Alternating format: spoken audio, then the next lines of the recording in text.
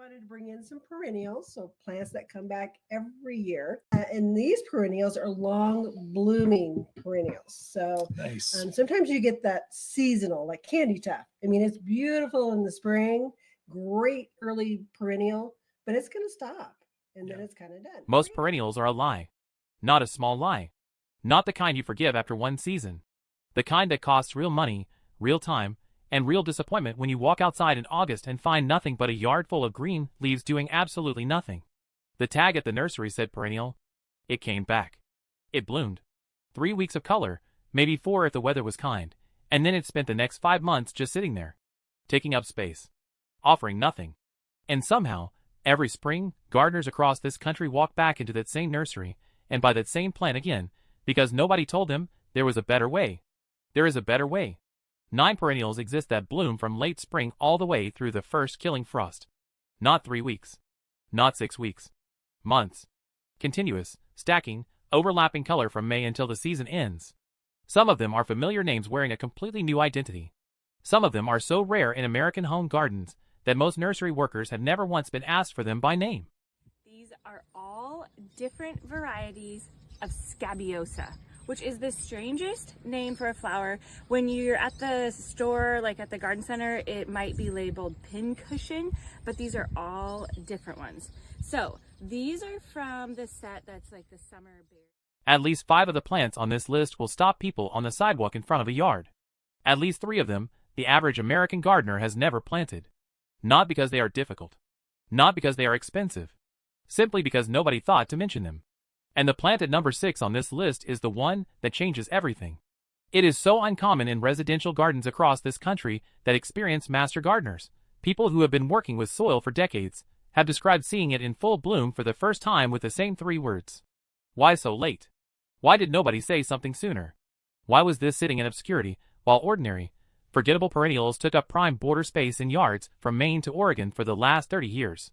That question has an answer. And by the end of this video, it will not apply to this garden anymore. But before that plant is revealed, something needs to be said about what makes a perennial genuinely worth planting. Because the gardening industry has quietly lowered the bar so far that most people no longer even realize what they stopped expecting. A perennial that earns its ground does not disappear after one flush of flowers. It does not demand so much maintenance that it becomes a second job. It does not look spectacular in the nursery pot and exhausted by July. A real perennial carries color through the hardest months of the growing season, attracts life, feeds pollinators, and gives the garden a reason to exist every single week from the last frost of spring to the first frost of fall. Every plant on this list meets that standard. Not some of them. All 9. Hi viewers, here is a simple question before this list begins. Do you already have perennials growing in your yard right now, or are you starting completely from scratch this season? Drop it in the comments, because knowing where gardeners are starting from helps everyone watching this video get more from what comes next. Now, the first plant on this list is one that most American gardeners have seen and dramatically underestimated. It looks soft. It looks gentle. It looks like something that probably needs coddling. It does not need coddling. It needs one specific thing done to it once per season, and when that one thing happens at the right moment, it blooms from late spring through October with a consistency that makes every high-maintenance perennial in the border look embarrassing by comparison. That plant is next. Gura does not look like a workhorse. That is the first thing most gardeners get wrong about it. Standing in the nursery, it looks almost too delicate to function. Then wiry stems. Small flowers. A general appearance of something that probably needs constant attention and careful handling to survive a full season in the ground. Walk past it, and a season of extraordinary color gets left behind on that shelf. Gura, sold under the common name whirling butterflies, produces clouds of soft pink and white flowers that float above the foliage on stems so fine they move in the lightest wind. The effect is not stiff, not formal. It looks like something wild and intentional at the same time, which is exactly the quality that makes designers reach for it, and exactly the quality that makes it impossible to ignore once it hits full stride in a border. The bloom window is where this plant earns everything. From late May through the first hard frost. Not a flush and a rest and another flush. Continuous. Uninterrupted. A steady, rolling production of flowers that does not slow down in August heat the way almost everything else in the border does. Gura is a warm season bloomer, which means the months that exhaust other perennials are the months this plant performs at its absolute peak. Hardy in zones 5 through 9. The one secret that doubles its performance is simple. Cut it back by 1/3 in midsummer, right around the 4th of July in most U.S. climates, and the plant responds within 2 weeks with a flush of new growth so dense and loaded with buds that the first half of the season looks modest by comparison. Skip that cut, and it still performs. Make that cut, and it transforms. At dusk, something else happens in a yard with guava planted in it. Sphinx moths, the pollinators most gardeners never think to attract, find guava flowers specifically in the low light hours when almost every other pollinator has already settled for the night. A border with guava in it is a border that is still alive and working after the sun goes down. That is a quality almost nothing else on this list can claim. Plant it in full sun with sharp drainage. Give it room to arch and sway. Put it behind lower plants where those tall swaying stems can be appreciated from a distance. And do not crowd it because guava performs best when air moves freely around it. Southeast gardeners in zones 7 through 9, this plant was practically built for summer heat and humidity. It does not just survive those conditions. It uses them.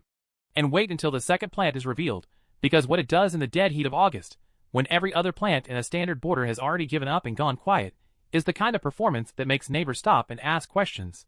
That plant is Coreopsis. But not the Coreopsis most American gardeners picture when they hear the name. Not the weedy yellow roadside version that spreads everywhere and looks ordinary by the end of June. Plant breeders have done something remarkable with this species over the past decade, and most of the gardening public is still buying the old version. Today's Coreopsis comes in soft pink, cranberry red, moonlight cream. Varieties like Sizzle and Spice and Uptick Cream and Red are showing up at better nurseries across the country right now, and they carry a refinement that the old yellow types never possessed. The flower size is larger. The color holds through heat without washing out or going pale. And the bloom window in these new varieties runs from late spring through October with one simple maintenance habit. Deadhead consistently. That is the entire secret. Remove the spent flowers before they set seed, and Coreopsis redirects every ounce of its energy back into bud production. A well-deadhead Coreopsis in late August, when the garden is supposed to be tired and finished, looks like it was just planted 2 weeks ago. That is not an exaggeration. That is what happens in yards across this country when this one simple habit is maintained. Hardy in zones 3 through 9. Coast-to-coast adaptability that almost no other perennial matches. In September, when monarch butterflies begin their migration south toward Mexico, they stop at Coreopsis specifically. A yard with a mass planting of these in late summer becomes a way station on one of the most extraordinary migrations on this planet. That is not a small thing. That is a garden that participates in something larger than itself. In many gardens, there are lots and lots of different plants that create a tapestry of colour throughout the seasons. So we may have plants that begin to flower in spring, and spring is their only moment in time when they actually come to their flowering potential. And we also have flowers that just flower during a short period during the summer and again in the autumn. Plant Coreopsis in the middle of a border where the full sweep of color can read from a distance, or mass it along a fence line in groups of 5 or more where the collective impact becomes something that stops traffic.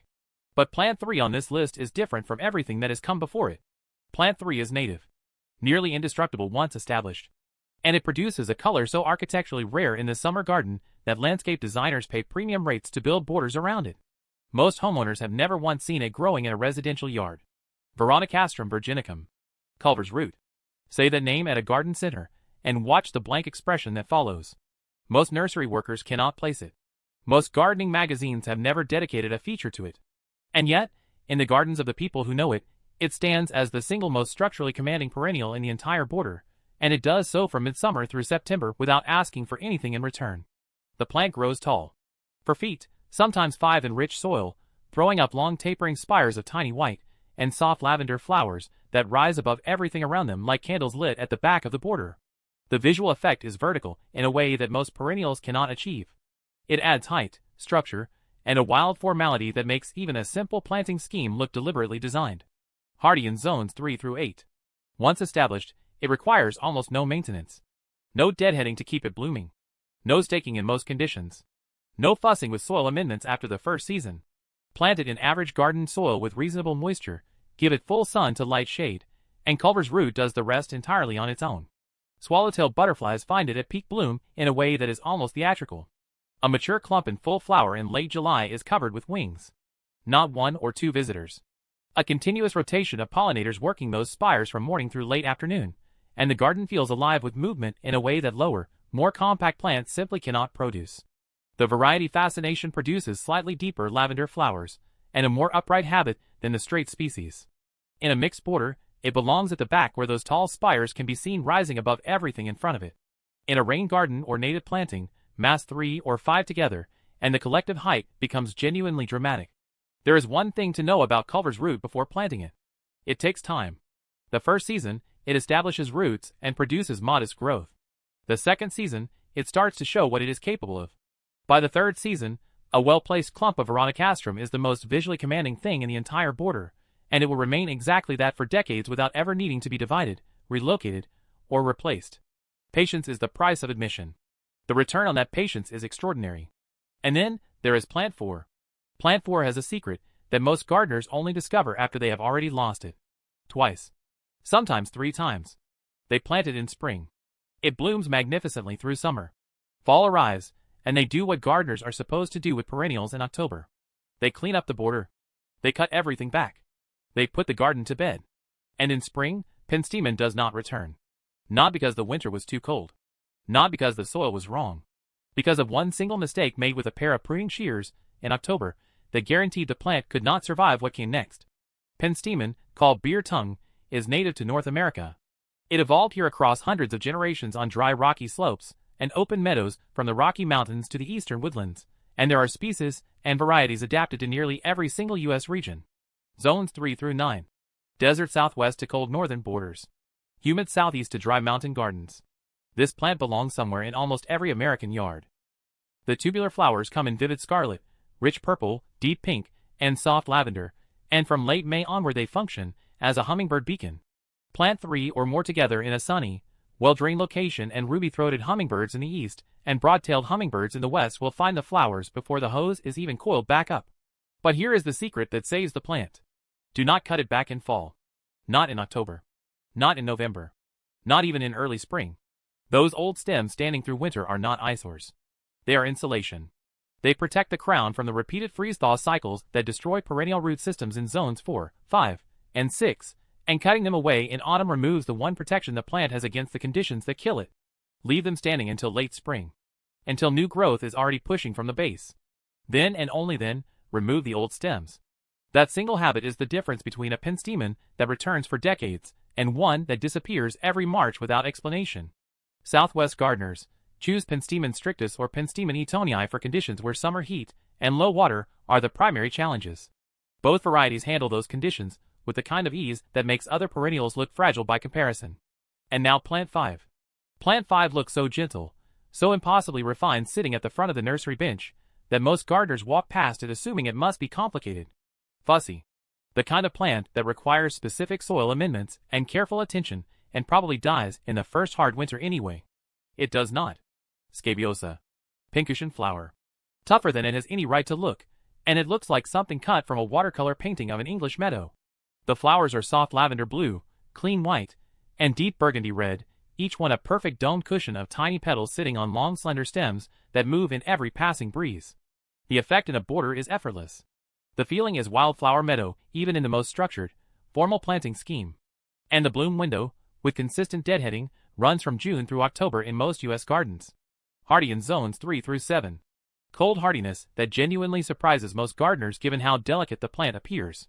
One mature, established Scabiosa plant can produce over 2,000 seeds in a single season. That number is not a warning. It is an invitation. Deadhead consistently if managing the spread matters, or let it go and allow the plant to naturalize across an area with a quality that looks entirely deliberate.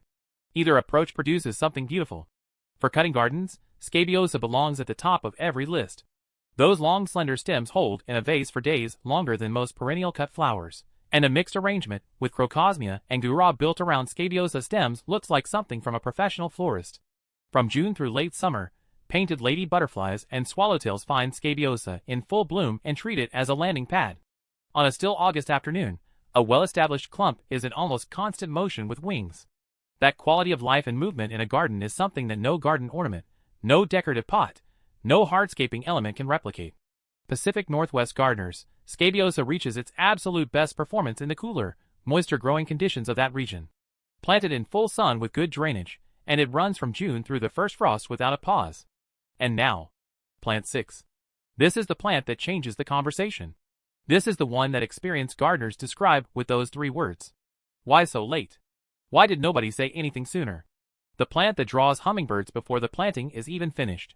The one with colors that did not exist in it 5 years ago. The one that peaks in August when everything else in the border is already winding toward its end.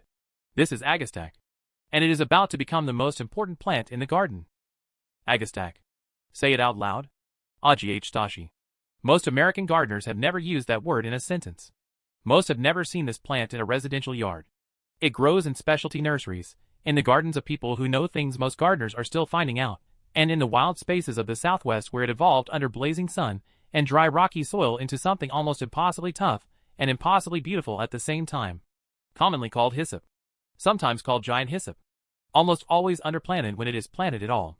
The bloom window is midsummer through hard frost. When every other perennial on a standard list is winding down in August and September, agastache is accelerating. It does not slow in heat. It does not fade in late summer drought. It builds through the hottest months and peaks at exactly the moment the rest of the border goes quiet, which makes it the single most strategically valuable late-season perennial available to American gardeners right now. The new summer-long series changed this plant entirely. Vivid coral, deep magenta, soft peach, gentle lilac. Colors that did not exist in agastache 5 years ago now appear reliably in better nurseries across the country, and every single one of those colors draws pollinators the way nothing else in a late-season garden can match. Bumblebees, hummingbird moths, and hummingbirds, specifically, who find agastache with a speed that seems impossible. Planted on a Saturday morning. By Sunday afternoon, something with wings will have already located it. That is not poetic language. That is what happens in yards across this country every single summer, when this plant hits its bloom stride. The hummingbird activity around a mature agastache in August is so consistent and so concentrated that a single square foot of it outperforms almost every other pollinator plant in the garden. Hardy in zones 5 through 10 depending on the variety. In zones 5 and 6 where winters push its hardiness limit, many gardeners grow it as an annual in containers and collect a full season of extraordinary color without any concern about winter survival. The investment is modest. The return is months of color and wildlife activity that a standard annual cannot approach. One demand above everything else. Sharp drainage. Plant agastache in amended, gritty soil with excellent water movement, and it thrives with almost no attention. Plant it in heavy clay that holds moisture through the cold months, and it fails at the crown even inside its hardiness zone. The drainage is not optional. It is the entire foundation of this plant's success. Southwest and southern gardeners in zones 7 through 10, agastache was practically engineered for the conditions most other perennials treat as punishment. Intense heat, low rainfall, long dry summers. This plant does not just survive those conditions. It uses them to produce its best performance. Now Plant 7. Plant 7 offers something no other perennial on this list can claim. 2 completely separate, completely spectacular performances in a single growing season. A spring show so refined and unusual in its color that it reads beautifully from across the yard. And then, months later, an autumn display so dramatic that it rivals ornamental trees that cost 10 times as much. 1 plant. 2 seasons. Almost no one in this country has ever seen it growing in a residential yard. Amsonia. Blue Star. The spring performance opens in late April and May when star-shaped powder blue flowers appear above clean, willowy foliage. Not purple. Not violet. A true, clear powder blue that almost nothing else in the spring garden produces. A color so specific and so calm that it reads as something between sky and water on a still morning. The flowers finish. The foliage stays full and attractive through the entire summer without demanding anything. And then October arrives. The whole plant turns gold. Not a faded yellow. Not a tired end-of-season color. A brilliant, saturated golden yellow that holds through the entire fall season and glows in low afternoon light the way ornamental trees that cost hundreds of dollars are supposed to glow. 2 shows. 1 plant. Zones 3 through 9. Cut Amsonia back by 1/3 in late June to keep it compact and encourage that denser, more concentrated fall color display. Left unpruned, the plant tends to sprawl through the middle of the season, and the autumn performance loses some of its impact. That one cut in late June costs 5 minutes and earns months of better structure and a more spectacular finish. Southeast and Mid-Atlantic gardeners, Amsonia tabernamontana is native to that specific region and establishes faster, roots deeper, and performs more reliably than any imported variety. It belongs in those gardens in a way that goes beyond aesthetics. It is part of the ecosystem that evolved there. Native bees that overwinter in hollow stems use the dried stalks of Amsonia as nesting habitat through the cold months. Leave some standing after the season ends. The garden continues working long after the last flower closes, and that is exactly the kind of garden worth building. Plant 8 arrives now, And it is the most visually dramatic late summer perennial on this entire list. The fact that most American gardeners have never planted it is one of the great missed opportunities in U.S. home gardening. When it hits full bloom in July and August, there is nothing else in the summer garden that produces the same quality of heat, movement, and pure visual drama that this plant delivers. Crocosmia. When a mature stand of Crocosmia hits full bloom, the arching stems loaded with fiery orange-red flowers look like living flames moving through the border. That description is not an exaggeration. It is the most accurate way to describe what happens when this plant performs at its peak, and it is the reason people slow down and stop in front of yards where it grows. Hardy in zones 5 through 9. In zones 5 and 6, mulch the corms heavily in November, with a 4-inch layer of shredded leaves over the entire planting area. That insulation layer gives the plants exactly what they need to survive the freeze and thaw cycles of northern winters, and return strong every spring. Some varieties produce golden yellow, some a deep scarlet. But it is that vivid orange-red, the color of late afternoon sun hitting the edge of a fire, that makes Crocosmia the plant people ask about. Plant it in front of ornamental grasses, where those arching stems can be seen in full. Mass it in a cutting garden, where the stems hold beautifully in long-lasting arrangements. From July onward, hummingbirds find the tubular flowers with the same certainty they find agastache. Plant Crocosmia near a window that gets looked out of regularly, and what follows is a front row seat to something worth watching every single day through the height of summer. And then plant 9. The final plant on this list was saved for last deliberately. Not because it is the rarest. Not because it is the most unusual. Because once a gardener understands what it does across the full growing season, the way an entire border gets planned around it changes permanently. Rudbeckia. Not the old version. Not the disease-prone, leaf-spotting, ragged by July varieties that frustrated American gardeners for decades and gave this plant a reputation it no longer deserves. The variety called Henry Eilers changes everything people thought they knew about black-eyed Susans. The petals are quilled, rolled into narrow tubes that radiate outward from the dark center like rays of light from a point source. A flower form so unexpected and so refined that most people who see it for the first time do not immediately recognize it as a Rudbeckia at all. The golden yellow holds through summer heat without fading or washing out. The dark chocolate center stays clean and deep from the first open flower through the last bloom of October. The disease resistance in these new varieties is not a minor improvement over the old types. It is a complete transformation. The leaf spot problems that made late summer Rudbeckia look ragged and exhausted are gone. The foliage stays clean. The plant stays presentable. And the bloom window, from late June through the first hard frost, is one of the longest of any perennial available to American gardeners right now. Hardy in zones 3 through 9. In September and October, as monarch butterflies move south on one of the most extraordinary migrations on this planet, they stop at Rudbeckia specifically. A yard full of Henry Eilers in late summer becomes a way station, a place where something remarkable pauses on its way to somewhere else, and the garden becomes part of something much larger than itself. Mass it along a fence line in groups of 7 or more, and the collective impact in late summer is something that reads from the end of the street. Pair it with the deep violet of perennial salvia or the orange flame of Crocosmia, and the color contrast stops people mid-step.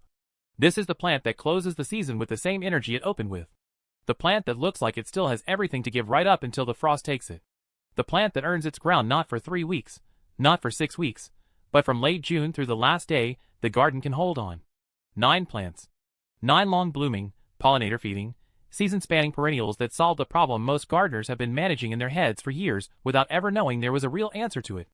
A garden built around these 9 plants does not go quiet in July. It does not leave empty space where color is supposed to be. It runs from late spring through killing frost with something working, something blooming, something drawing wings and movement and life into the yard on every single day of the growing season. That is not an expensive disappointment. That is a garden. Now here is the question that belongs in the comments right now. Which one of these 9 plants is already growing in the yard, and which one is being added this season?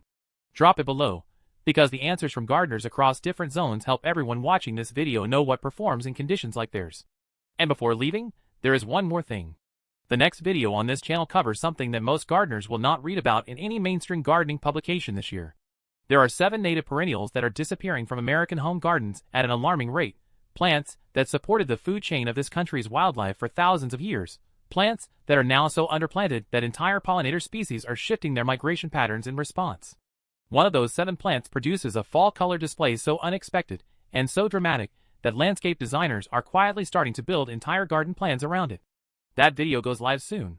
Subscribe now so it lands in the feed the moment it does, because the gardeners who see it first are the ones who get to the nursery before those plants sell out.